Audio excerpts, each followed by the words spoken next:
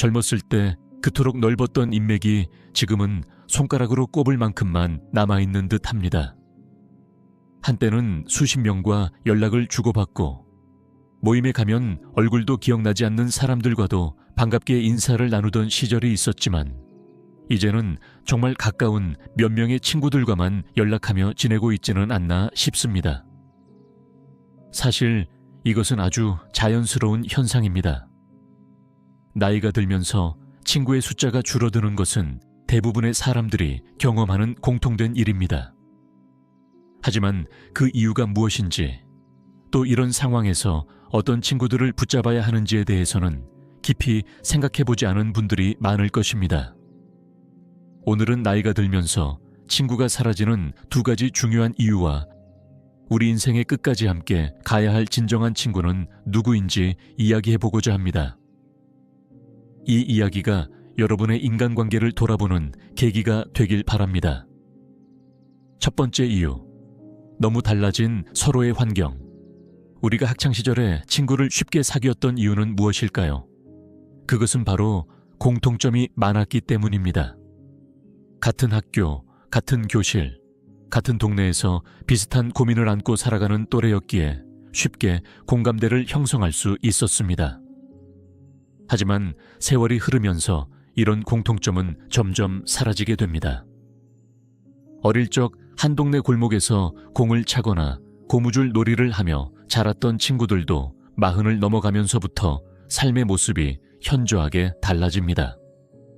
자식이 있는 친구, 없는 친구, 안타깝게도 자식을 잃은 친구, 사회적으로 성공가도를 달리는 친구, 조금 뒤처지는 친구, 회사에 다니는 친구, 개인 사업을 하는 친구, 사업에 실패한 친구, 결혼한 친구, 아직도 미혼인 친구, 이혼을 경험한 친구, 그리고 사는 지역도 서울 강남에 사는 친구, 수도권에 사는 친구, 지방에 사는 친구 등 너무나도 다양해집니다. 이렇게 환경이 달라지면서 자연스럽게 공통 관심사도 줄어들고 서로의 현실적 문제에 대한 공감도 어려워집니다. 남편이 승진했어. 아들이 서울대에 합격했어. 사업체를 하나 더 오픈했어. 이런 소식을 들을 때 비슷한 상황에 있는 친구라면 진심으로 축하해 줄 수 있겠지만 자신의 현실과 너무 동떨어진 친구의 소식은 때로는 위축감과 상대적 박탈감을 느끼게 만들기도 합니다. 반대로 어려운 상황을 겪고 있는 친구의 이야기를 들을 때도 너무 다른 환경에 있는 사람은 진정한 공감을 하기 어렵습니다. 남편이 사업에 실패했어. 자녀가 학교에 적응을 못해요. 건강이 갑자기 나빠졌어요. 이런 상황에서 공감 없는 위로나 조언은 오히려 상처를 줄 수 있습니다. 그래도 너는 다른 건 다 잘 풀리잖아. 우리 아이는 그런 적 없는데 어떻게 키웠길래. 운동 좀 했어야지 와 같은 말들이 무심코 나오게 됩니다. 이처럼 삶의 환경과 경험이 달라지면서 대화의 내용도 달라지고 서로에 대한 이해의 폭도 좁아집니다. 그러다 보니 자연스레 거리가 생기고 연락의 빈도도 줄어들게 되는 것입니다. 경제적 차이가 벌어진 경우는 더욱 어렵습니다. 한 친구는 고급 레스토랑에서 식사하는 것이 일상인 반면 다른 친구는 생활비를 아끼기 위해 외식을 꺼리는 상황이라면 함께 만날 장소를 정하는 것조차 쉽지 않습니다.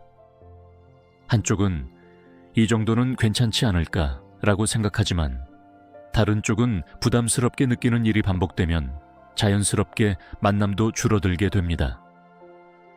이것은 누구의 잘못도 아닙니다. 그저 인생을 살아가면서 각자의 길을 걷다 보니 생긴 자연스러운 결과일 뿐입니다.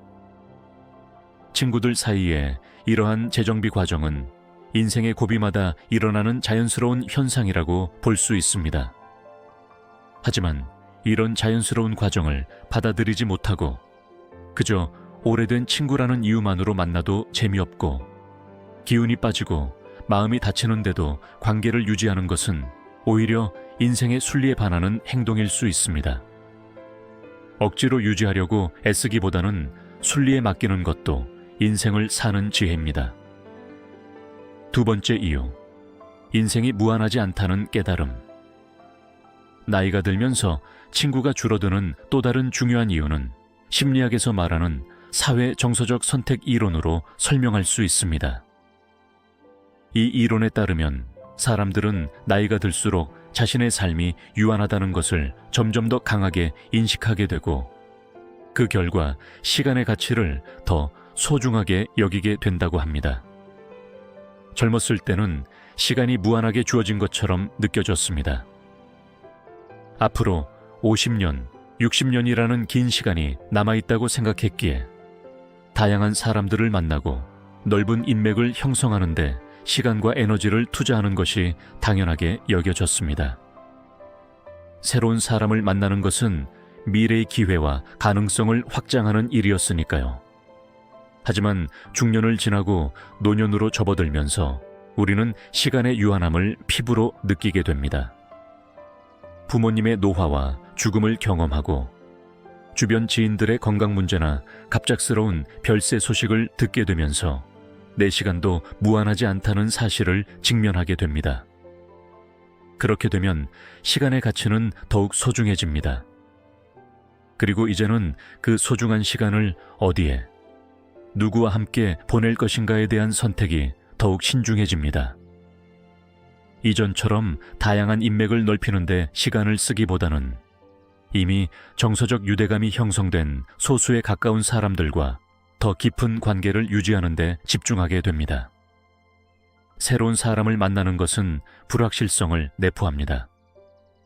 그들과 진정한 정서적 교감을 나눌 수 있을지, 서로의 가치관이 맞을지, 의미 있는 관계로 발전할 수 있을지 확신할 수 없습니다. 따라서 나이가 들수록 이러한 불확실한 관계에 시간과 에너지를 투자하는 것을 꺼리게 됩니다. 이것은 단순히 새로운 사람들을 만나기 싫어하거나 사회적으로 고립되고 있다는 의미가 아닙니다. 오히려 더 의미 있고 만족스러운 관계에 집중하려는 적응적 전략으로 볼 수 있습니다. 한정된 시간과 에너지를 우리에게 가장 중요한 관계에 투자함으로써 정서적 만족감을 극대화하려는 자연스러운 선택인 것입니다. 이런 현상은 60대 이상의 연령층에서 더욱 두드러집니다. 많은 연구에서 노년층은 젊은 층에 비해 사회적 네트워크의 크기는 작지만 그 관계에서 얻는 만족도와 정서적 지지는 오히려 더 높다는 결과가 나타납니다.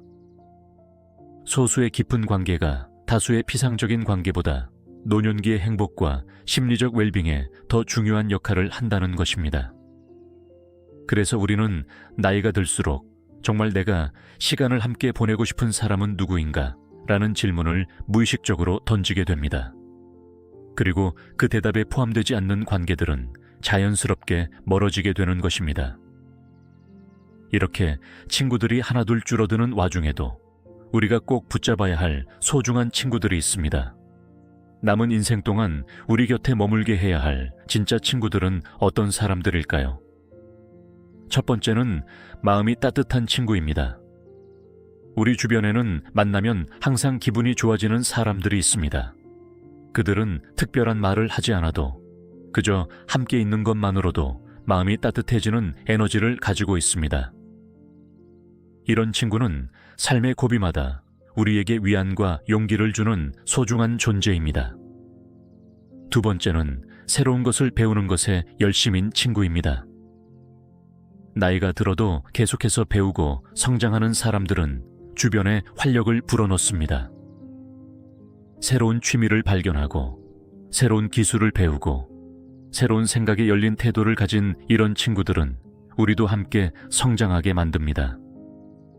그들과의 대화는 항상 신선하고 풍부한 영감을 줍니다. 세 번째는 다른 사람의 마음에 공감해주는 친구입니다. 진정한 공감 능력을 가진 친구는 금보다 귀합니다.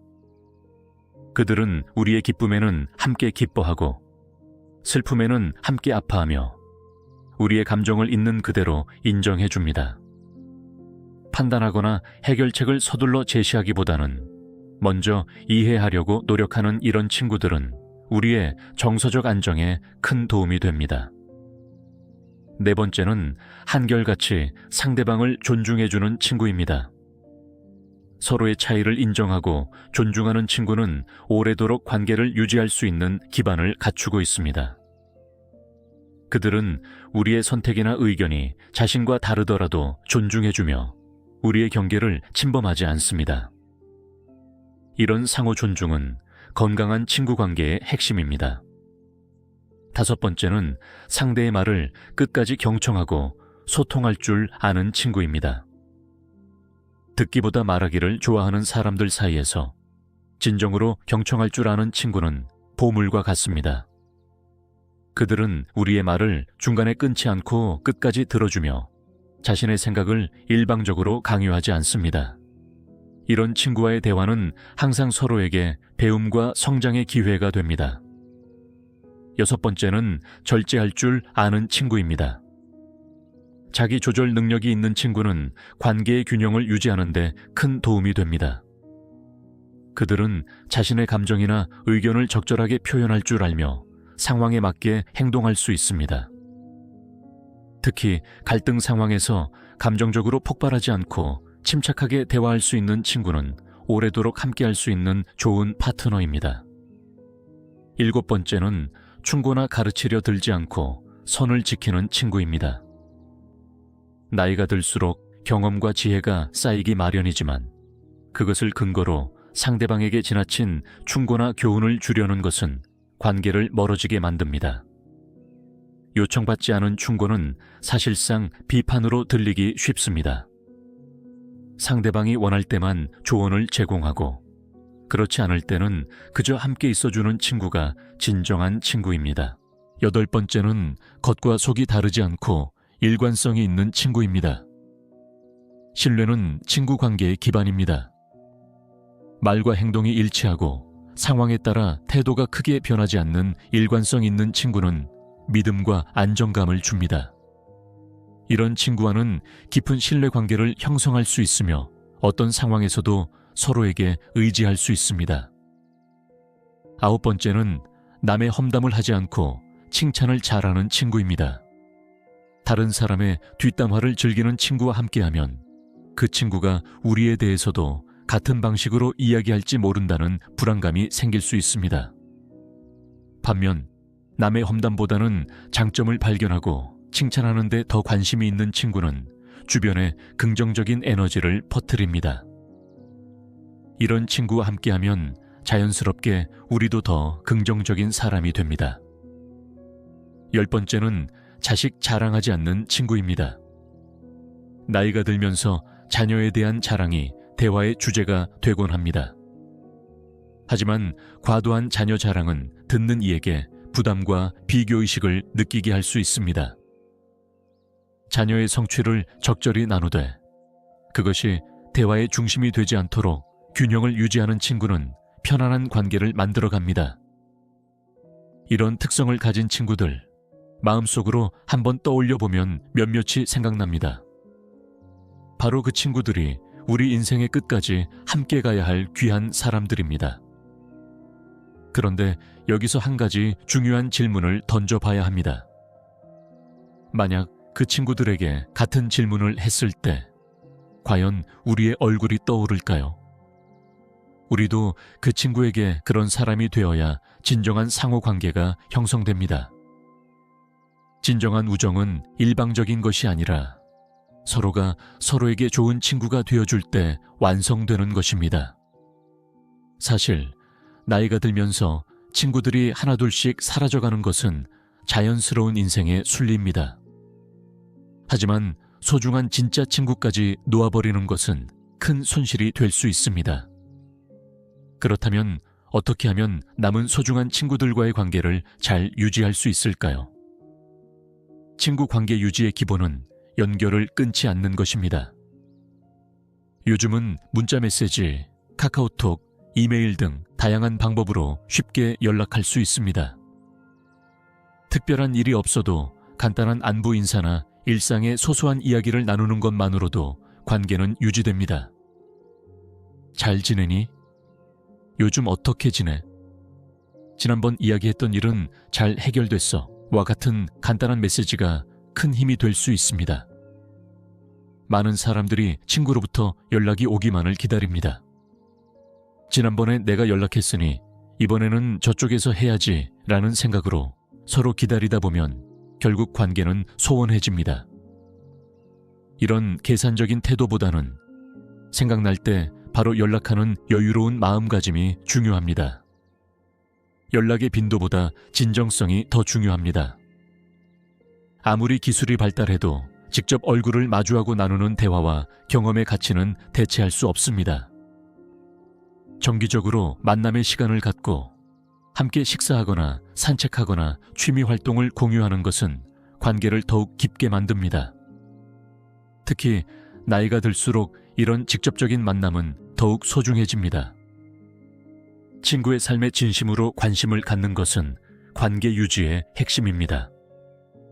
그들의 기쁨과 슬픔, 성취와 좌절에 함께 공감하고 그들의 이야기를 기억해주며 그들의 관심사에 대해 물어봐주는 작은 관심이 큰 차이를 만듭니다. 친구가 우리 삶에 가져다주는 기쁨과 의미에 대해 감사의 마음을 표현하는 것도 중요합니다. 네가 있어서 정말 감사해. 그때 내 말이 큰 도움이 됐어. 항상 내 말을 들어줘서 고마워. 와 같은 표현이 관계를 더욱 깊게 만듭니다. 오랜 친구 사이에도 오해와 갈등은 생길 수 있습니다. 중요한 것은 그런 순간을 어떻게 다루느냐입니다. 작은 실수나 불쾌함에 과도하게 반응하기보다는 대화를 통해 해결하려는 태도가 필요합니다. 때로는 이해하고 용서하는 마음도 필요합니다. 함께 여행을 가거나 새로운 경험을 공유하거나 의미 있는 목표를 함께 달성하는 것은 관계를 더욱 깊게 만듭니다. 이런 공유된 경험과 추억은 앞으로의 우정을 더욱 단단하게 이어주는 기반이 됩니다. 친구의 숫자가 줄어드는 것에 지나치게 걱정할 필요는 없습니다. 이는 당연한 인생의 순리입니다. 오히려 이 과정을 통해 진정으로 소중한 관계가 무엇인지 더 명확히 알게 되고 그런 관계에 더 집중할 수 있게 됩니다. 나이가 들수록 친구 관계의 질이 더욱 중요해집니다. 젊었을 때는 많은 사람들과 넓게 교류하는 것이 중요했다면 이제는 소수의 진정한 친구들과 깊이 있는 관계를 맺는 것이 더 중요합니다. 이런 깊은 우정은 나이 들매 여정에서 큰 위안과 기쁨이 됩니다. 오히려 나이 들어가는 우정에는 젊었을 때와는 다른 특별한 아름다움이 있습니다. 함께 수십 년의 세월을 견뎌온 친구는 우리의 과거와 현재, 그리고 미래까지 함께 나누는 소중한 동반자입니다. 그들은 우리의 젊은 시절을 기억하고 우리가 겪어온 성장과 변화의 여정을 함께 해왔습니다. 이런 오랜 친구들과의 대화는 특별한 편안함이 있습니다. 긴 설명이나 배경 이야기가 필요 없이 서로를 깊이 이해하는 공감대가 형성되어 있기 때문입니다. 또한 나이가 들면서 우리는 더 이상 서로에게 인상적으로 보이려 하거나 자신을 과시하려는 욕구에서 벗어납니다. 그저 있는 그대로의 모습으로 만나 솔직한 대화를 나눌 수 있는 것이 나이든 우정의 아름다움입니다. 이제 친구들과의 만남은 경쟁이나 비교의 장이 아닌 서로의 존재 자체를 축하하고 감사하는 시간이 됩니다. 젊었을 때는 무엇을 이루었는가가 중요했다면 이제는 어떻게 살아가고 있는가가 더 중요한 대화의 주제가 됩니다. 그리고 무엇보다 함께 나누는 웃음과 추억의 가치는 나이가 들수록 더욱 소중해집니다. 오랜 친구와 함께하는 시간은 그 자체로 치유와 회복의 시간이 됩니다. 서로의 주름진 얼굴을 바라보며 그 속에 새겨진 세월의 흔적과 지혜를 읽어내는 것은 특별한 경험입니다. 나이가 들어가면서 친구가 줄어드는 것은 슬픈 일이 아닙니다. 그것은 우리 인생의 자연스러운 흐름이며 더 깊고 의미 있는 관계에 집중할 수 있는 기회이기도 합니다. 중요한 것은 진정으로 소중한 친구를 알아보고 그들과의 관계를 소중히 가꾸어 나가는 것입니다.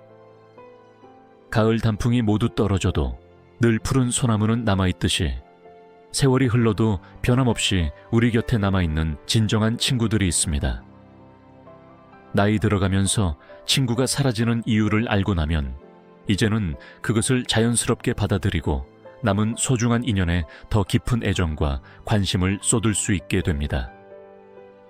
친구 관계의 양보다는 질이 더 중요하다는 것을 이해하게 되면 오히려 더 풍요로운 인간관계를 누릴 수 있습니다. 어쩌면 나이 들어 친구가 줄어드는 현상은 상실이 아닌 정제의 과정일지도 모릅니다. 마치 세월이 흐를수록 좋은 술이 더 깊은 맛을 내듯 시간의 시험을 견뎌낸 우정은 더욱 깊고 풍부한 의미를 가지게 됩니다. 어떤 분들은 젊었을 때는 친구가 많았는데 라며 아쉬워하시지만 그것은 인생의 다른 계절로 접어든 것일 뿐입니다. 젊음의 봄에는 많은 꽃들이 피어나지만 인생의 가을에는 몇 개의 열매만이 무르익는 법입니다. 그 열매의 깊은 맛을 음미하는 것이 이 시기의 특별한 기쁨입니다. 앞으로도 남은 인생을 함께할 진정한 친구들에게 먼저 연락하고 안부를 묻고 진심 어린 관심을 보이는 작은 실천을 해보시기 바랍니다. 그리고 여러분 자신도 그들에게 그런 좋은 친구가 되어주세요. 이러한 상호적인 노력이 평생 이어질 수 있는 소중한 우정의 비결입니다. 나이가 들어가는 것은 슬픈 일이 아닙니다. 그것은 더 깊은 관계와 더 진실된 우정을 경험할 수 있는 특권을 얻는 과정입니다. 이 특권을 소중히 여기고 감사하는 마음으로 남은 인생의 여정을 함께할 귀한 친구들을 대해보시기 바랍니다. 우리의 삶에 진정한 친구가 있다는 것은 인생이라는 긴 여행길에 함께 걸어갈 동반자가 있다는 것입니다. 함께 웃고, 함께 울고, 함께 추억을 쌓아갈 수 있는 이 소중한 관계를 통해 우리는 나이 들어가는 삶의 아름다움을 더욱 깊이 경험할 수 있을 것입니다. 영상을 보신 모든 분들께서 진정한 친구들과 오래도록 행복한 우정을 나누시길 진심으로 바랍니다.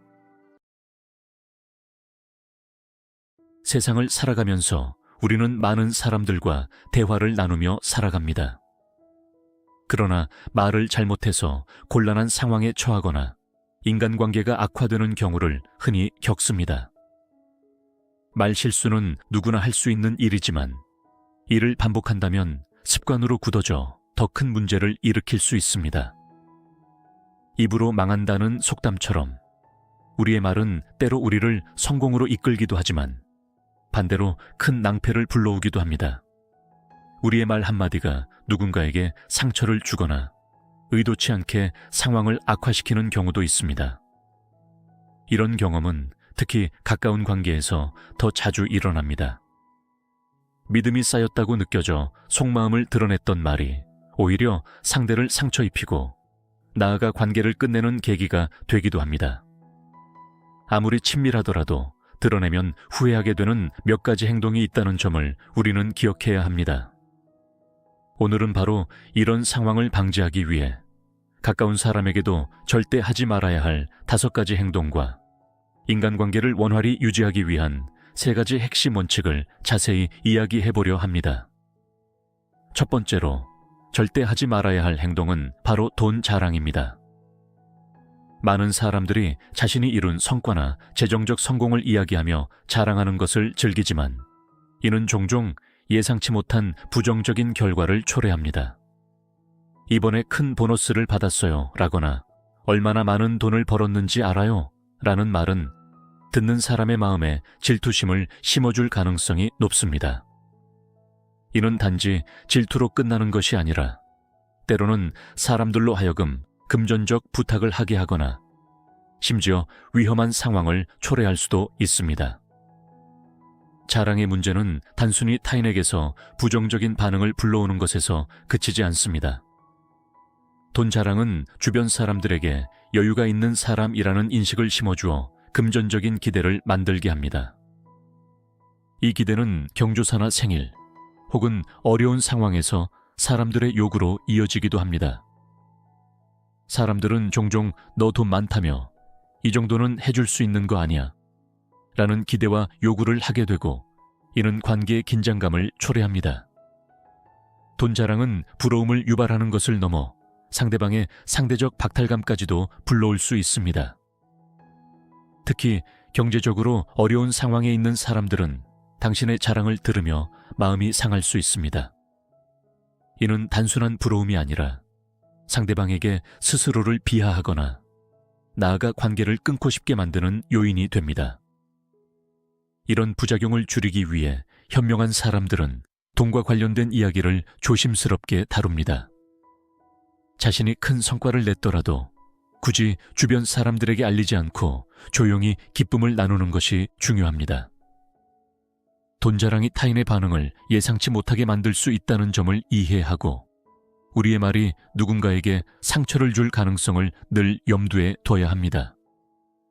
돈 자랑의 또 다른 문제는 우리의 말을 듣는 상대방이 그것을 곧이곧대로 받아들이지 않는다는 데 있습니다. 예를 들어 우리가 이번에 큰 돈을 벌었다고 말하면 상대는 그 금액을 우리가 밝힌 것보다 더 많게 추측하거나 그 상황을 과장되게 이해할 가능성이 높습니다. 심지어 더 감추고 있는 돈이 있을 것이다 라는 의심을 품게 되는 경우도 있습니다. 이는 불필요한 기대와 오해를 불러일으켜 관계를 더욱 복잡하게 만들 수 있습니다. 돈 자랑의 부작용은 비단 가까운 사람들과의 관계에만 국한되지 않습니다. 당신의 경제적 성공 이야기가 널리 알려지면 낯선 사람들에게까지 불필요한 관심과 요구를 받을 가능성이 높아집니다. 대표적인 예로 복권 당첨자들이 겪는 고충을 들 수 있습니다. 당첨 사실이 알려진 순간 모르는 사람들로부터 온갖 기부 요청과 금전적 부탁이 쇄도한다고 합니다. 이러한 상황은 심리적으로 큰 부담을 주고 때로는 신변의 위협까지 초래할 수 있습니다. 따라서 현명한 사람들은 돈과 관련된 이야기를 할 때 항상 신중하게 접근합니다. 기쁨을 나누고 싶다면 믿을 수 있는 소수의 사람들과만 나누는 것이 안전합니다. 또한 자랑 대신 겸손한 태도를 유지하면 인간관계가 더욱 깊고 건강하게 유지될 수 있습니다. 두 번째로 가까운 사람에게 절대 해서는 안 되는 행동은 친구를 영업 대상으로 대하는 것입니다. 우리는 종종 친밀한 관계를 기반으로 물건을 팔거나 사업 아이템을 추천하는 등의 행동을 하게 됩니다. 회사에서 실적을 올리기 위한 압박감 속에서 이러한 행동은 이해할 수 있는 측면이 있지만 그 결과는 대부분 부정적입니다. 친구를 단순히 영업 대상으로 여기는 순간 관계는 손상될 수밖에 없습니다. 영업을 목적으로 친구를 대하는 태도는 단기적으로는 실적을 올릴 수 있을지 모르지만 장기적으로는 친구와의 신뢰를 깨뜨리고 관계를 끝낼 수 있습니다. 더욱이 친구가 이러한 태도를 감지하면 자신이 단순히 이용당했다고 느끼게 됩니다. 이는 친구 관계의 본질적인 기반인 신뢰와 호의를 완전히 무너뜨리는 결과를 초래합니다. 특히 회사에서 지인 영업을 장려하는 경우 우리는 자칫 친구들에게 비난받는 상황에 놓일 수 있습니다. 회사의 실적 압박이 크더라도 친구를 희생시켜서는 안 됩니다. 영업 대상이 아닌 진정한 친구로서 관계를 유지하려면 먼저 스스로에게 물어보아야 합니다. 나는 정말 이 친구를 돕고 싶은가? 아니면 단순히 실적을 올리기 위한 목적으로 접근하는가? 라는 질문에 솔직하게 답해야 합니다. 때로는 어려운 상황에서 친구의 도움을 구해야 할 수도 있습니다. 이 경우에도 진심으로 상황을 설명하고 도움을 요청하는 것이 중요합니다. 단순히 이 정도는 해줄 수 있잖아 라는 식의 접근은 오히려 관계를 해칠 가능성이 큽니다. 솔직한 대화는 친구가 나의 입장을 이해하고 진심으로 돕고 싶게 만들 수 있습니다. 세 번째로 해서는 안 되는 행동은 돈을 빌려달라고 부탁한 후 냉정한 태도로 거절하거나 거절당했을 때 그것을 받아들이지 못하는 것입니다. 금전거래는 인간관계를 복잡하게 만들며 때로는 관계를 끝장내는 요인이 되기도 합니다. 가까운 친구에게 돈을 빌려달라고 했을 때 그들이 냉정한 태도로 거절한다면 상처를 받을 가능성이 큽니다. 하지만 이 상황에서 한 가지 기억해야 할 것은 친구가 거절하는 이유가 반드시 냉정하거나 나를 배려하지 않아서가 아니라는 점입니다. 돈 문제는 특히 예민하기 때문에 친구가 거절할 경우에도 그들의 입장을 이해하려는 노력이 필요합니다. 가까운 사이에 돈 거래는 하지 않는 것이 좋다는 말을 듣는다면 이는 단순한 거절이 아니라 관계를 유지하기 위한 선택일 수 있습니다. 돈 문제는 인간관계에서 가장 복잡하고 민감한 주제 중 하나입니다. 가까운 사람일수록 금전 거래를 피하라는 말이 있듯이 돈과 관련된 요구는 신중하게 접근해야 합니다. 특히 친구에게 돈을 빌려달라고 요청했다가 예상치 못한 거절을 받으면 감정적으로 큰 상처를 받을 수 있습니다. 그러나 이때 감정을 추스르고 상대방의 입장을 이해하려는 노력이 중요합니다. 예를 들어 친구가 가까운 사이에 돈 거래는 하지 않는 것이 좋다라고 말했다면 이는 단순히 나를 돕기 싫어서가 아니라 우리의 관계를 유지하기 위한 방어적 태도일 가능성이 높습니다. 실제로 금전 거래는 관계를 더 복잡하게 만들고 때로는 분쟁의 씨앗이 되기도 합니다. 상대방의 태도에 감정적으로 반응하기보다는 그들의 결정을 존중하며 다른 해결책을 모색하는 것이 관계를 지키는 방법입니다. 금전 문제에서 또 하나 피해야 할 행동은 보증 서는 것입니다. 이는 가족과 친구, 그리고 가까운 지인 사이에서 특히 조심해야 하는 부분입니다. 보증은 단순히 금전적인 문제가 아니라 관계 자체를 위협하는 큰 리스크를 동반합니다. 과거에 이러한 보증 때문에 집안이 망하거나 가족 간의 관계가 단절된 사례는 무수히 많습니다. 설령 누군가의 요청에 의해 보증을 서게 되더라도 이를 감정적으로 처리하기보다는 냉철하게 판단하고 가능하다면 피하는 것이 가장 안전합니다. 네 번째로, 절대 해서는 안 되는 행동은 자신의 비밀을 털어놓는 것입니다. 우리는 종종 친밀한 관계 속에서 절대 다른 사람에게 말하지 마 라는 전제를 깔고 비밀을 공유합니다. 그러나 비밀은 입 밖으로 나오는 순간 더 이상 비밀이 아니게 됩니다. 더 나아가 이러한 행동은 상대방에게 나의 약점을 잡히는 결과를 초래할 수 있습니다. 가장 흔한 실수는 가까운 가족이나 친구에게 모든 것을 털어놓는 것입니다. 그러나 인간관계는 시간이 지나면서 변화할 수 있고 신뢰하던 사람이 다른 행동을 할 가능성도 언제든 존재합니다. 비밀은 스스로 간직해야 가장 안전하며 이를 공유했을 때 발생할 수 있는 위험은 항상 염두에 두어야 합니다. 비슷한 맥락에서 타인의 비밀을 누설하는 행동도 매우 신중히 경계해야 합니다. 나만 알고 있어 라는 말 뒤에 이어지는 비밀은 우리가 생각하는 것보다 훨씬 더 큰 영향을 미칠 수 있습니다. 특히 타인의 비밀을 우발적으로 발설했을 때 그 결과는 단순한 인간관계의 악화를 넘어 심각한 분쟁으로 이어질 수 있습니다. 이러한 문제를 방지하려면 어떠한 상황에서도 타인의 비밀을 철저히 지키고 절대 입 밖에 내지 않는 태도가 필요합니다. 비밀을 다룰 때 한 가지 중요한 점은 말을 천천히 신중하게 하는 습관을 들이는 것입니다. 말이란 한 번 내뱉으면 되돌릴 수 없기 때문에 말을 하기 전에 한 박자 쉬고 생각한 뒤 천천히 표현하는 것이 중요합니다. 천천히 말하면 상대방에게 신뢰를 줄 뿐 아니라 말을 할 때의 무게감과 설득력을 높일 수 있습니다. 천천히 말하는 것은 단순히 말의 속도를 줄이는 것을 넘어 대화의 질을 높이는 데 기여합니다. 목소리를 낮추고 한마디 한마디에 생각을 담아 말하면 상대방은 우리의 진정성을 느끼고 더 깊은 신뢰를 갖게 됩니다. 이는 특히 설득이 필요한 순간에 효과적입니다. 조급하거나 빠르게 말하는 태도는 상대방에게 부정적인 인상을 줄 수 있지만 천천히 신중하게 말하는 태도는 상대의 마음을 여는 열쇠가 됩니다. 마지막으로 5번째로 피해야 할 행동은 타인의 비밀을 발설하거나 내 감정에 충실해 말실수를 저지르는 것입니다. 우리는 종종 가까운 사람에게 비밀을 듣고 그것을 지켜야 한다는 책임감을 느끼지만 때로는 무심코 다른 사람에게 그 비밀을 털어놓기도 합니다.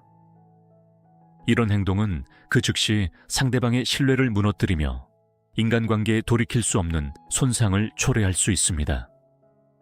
타인의 비밀을 지키는 것은 단순히 예의 문제가 아니라 나 자신에 대한 평가로 이어질 수 있는 중요한 덕목입니다. 타인의 비밀을 발설하는 문제는 단순한 실수가 아닙니다. 이는 입으로 죄를 짓는 행동이며 이로 인해 우리는 단순한 관계의 악화를 넘어 도덕적으로도 비난받을 수 있습니다. 우리가 타인의 비밀을 쉽게 말하는 습관을 갖게 되면 이는 우리 자신에게도 반드시 부정적인 결과로 돌아옵니다. 예를 들어 누군가의 비밀을 발설한 뒤에 그 비밀이 다시 그 당사자에게 전해진다면 우리에 대한 신뢰는 완전히 무너질 것입니다. 따라서 말하기 전에 한 번 더 생각하는 습관을 들이는 것이 중요합니다. 무언가를 말하기 전에 마음속으로 이 말을 해도 괜찮을까라고 자문해 보세요. 특히 흥분된 상황이나 기분이 과도하게 고조된 순간에는 말을 더욱 신중하게 해야 합니다. 감정에 따라 말을 내뱉으면 나중에 후회할 가능성이 높습니다.